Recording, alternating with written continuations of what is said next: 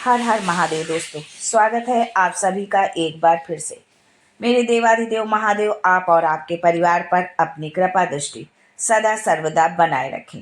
दोस्तों, यदि आप अपने जीवन में सुख समृद्धि चाहते हैं, धन वैभव चाहते हैं, अपने जीवन के हर क्षेत्र में सफलता पाना चाहते हैं, व्यापार में तरक्की चाहते हैं, नौकरी में प्रमोशन चाहते हैं, अपने बच्चों का भविष्य उज्जवल बनाना चाहते हैं, तो आप बिल्कुल सही चैनल पर आए हैं। यदि आप पहली बार हमारे इस चैनल पर आए हैं तो चैनल को सब्सक्राइब करके बेल आइकन जरूर दबाइएगा। दोस्तों, सावन महीने में भगवान शिव और माता पार्वती की पूजा की जाती है। साथ ही अहम तिथियों पर व्रत रखे जाते हैं। सावन महीने के सभी सोमवार के दिन व्रत रखना सबसे पुण्यदायी माना गया है। जो लोग साल भर कोई व्रत नहीं रखते हैं, वे भी महाशिवरात्रि और सावन सोमवार के व्रत अवश्य रखते हैं। इस साल 11 जुलाई से श्रावण मास शुरू हो रहा है, जो 9 अगस्त तक चलेगा। इस साल सावन महीने में 4 सोमवार पड़ रहे हैं। इन चारों सावन सोमवार व्रत में क्या खाना चाहिए और क्या नहीं खाना चाहिए, ये जानना बहुत जरूरी हो जाता है, क्योंकि इस जानकारी के अभाव में हम व्रत उपवास रखते हैं और यदि कोई ऐसी चीज खा लेते हैं जिससे हमारा व्रत जो है टूट जाता है, हमारा व्रत खंडित हो जाता है। तो ये जानना बहुत जरूरी है कि हमें इस सावन सोमवार के व्रत में क्या खाना चाहिए, क्या नहीं खाना चाहिए। साथ ही आज के वीडियो में हम ये भी जानते हैं कि शिवलिंग और ज्योतिर्लिंग में क्या अंतर है। तो ये बहुत ही विशेष जानकारी आज आप लोगों के लिए लेकर के आई हूँ। तो पूरा वीडियो अंत तक देखें, स्किप नहीं करें। और यदि आप महादेव के भक्त हैं तो कमेंट बॉक्स में हर हर महादेव जरूर लिखें। आगे बढ़ने से पहले आपसे रिक्वेस्ट करती हूँ कि वीडियो को लाइक करिएगा, दोस्तों को शेयर कर दीजिएगा, और अगर आपने अभी तक चैनल को सब्सक्राइब नहीं किया है तो चैनल को सब्सक्राइब करके बेल आइकन जरूर दबाइएगा।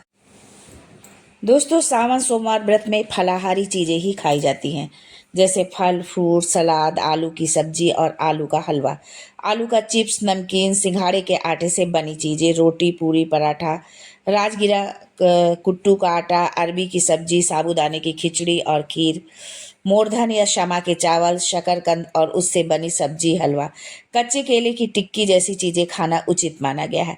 हालांकि कुछ जगहों पर अरबी की सब्जी और भिंडी की सब्जी भी खाई जाती है, लेकिन इसमें ना तो किसी तरह के गरम मसाले, लहसुन, प्याज आदि का इस्तेमाल नहीं किया जाता है। इसके अलावा ध्यान रखें कि यदि नमक का सेवन कर रहे हैं तो वो सेंधा नमक ही हो। व्रत में सामान्य नमक का सेवन ना करें। सावन सोमवार व्रत में भूल कर भी किसी भी तरह के अनाज, दाल और चावल का सेवन न करें, ना ही कोई भी तामसिक चीज जैसे लहसुन, प्याज, बैगन, गोभी आदि खाएं।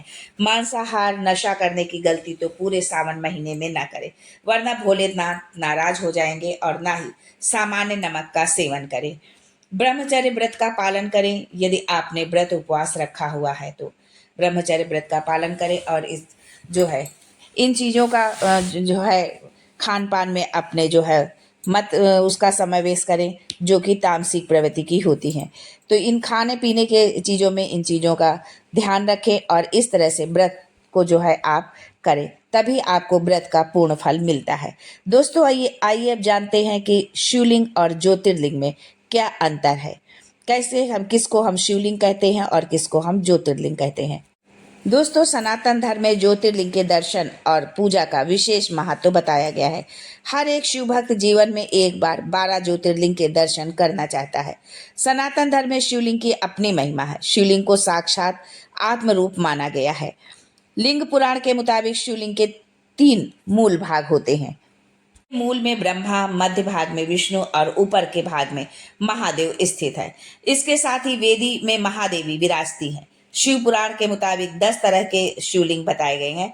शिवलिंग को परम ब्रह्म तथा संसार की समस्त ऊर्जा का प्रतीक भी बताया गया है।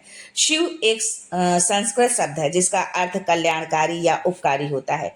यजुर्वेद में शिव को शांति दूत माना गया है। शी का अर्थ है पापों का नाश करने वाला, जबकि वा का अर्थ है दाता। संस्कृत में लिंग का अर्थ है चिन्ह, मतलब शिवलिंग का अर्थ है प्रकृति के साथ एकीकृत शिव, यानी परम पुरुष का प्रतीक। शिवलिंग को सही अर्थ में समझा जाए तो शिव का अर्थ शुभ और लिंग का अर्थ ज्योति पिंड होता है। शिवलिंग ब्रह्मांड और उसकी समग्रता का प्रतिनिधित्व करता है। जो शिवलिंग स्वयं प्रकट हुए हैं उन्हें स्वयं शिवलिंग कहते हैं। इसके साथ ही प्राचीन काल में मनुष्य द्वारा स्थापित शिवलिंग को पुराण शिवलिंग कहा गया है।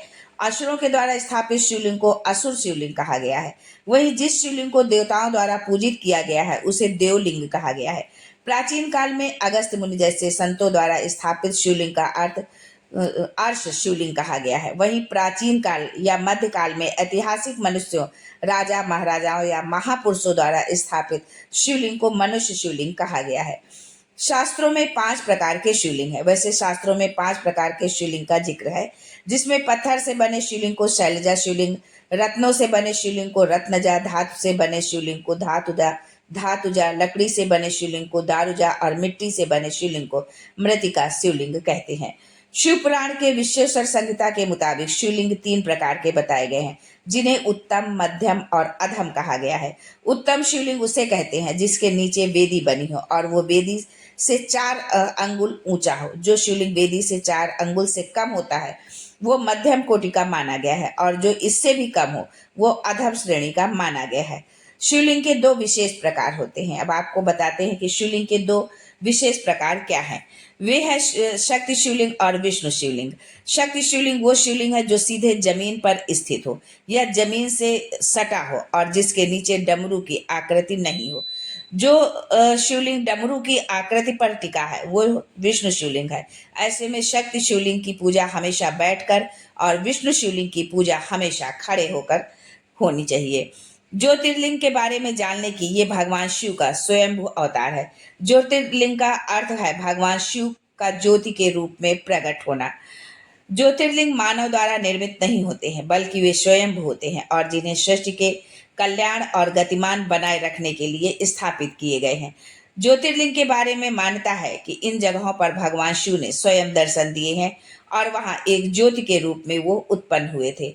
12 ज्योतिर्लिंग का शिव पुराण में जिक्र है। ये 12 ज्योतिर्लिंग है जहां शिव स्वयं लिंग स्वरूप में प्रकट हुए हैं। इनके नाम है सोमनाथ, मल्लिकार्जुन, महाकालेश्वर, ओमकारेश्वर, वैद्यनाथ, भीमाशंकर, रामेश्वर, नागेश्वर, विश्वनाथ जी, त्र्यंबकेश्वर, केदारनाथ और घृष्णेश्वर। शिव पुराण के मुताबिक ब्रह्मा, माया, जीव, मन, बुद्धि, चित्त, अहंकार, आकाश, वायु, अग्नि, जल और पृथ्वी को ज्योतिर्लिंग या ज्योतिपिंड कहा गया है। इसलिए सभी ज्योतिर्लिंग शक्ति शिवलिंग है।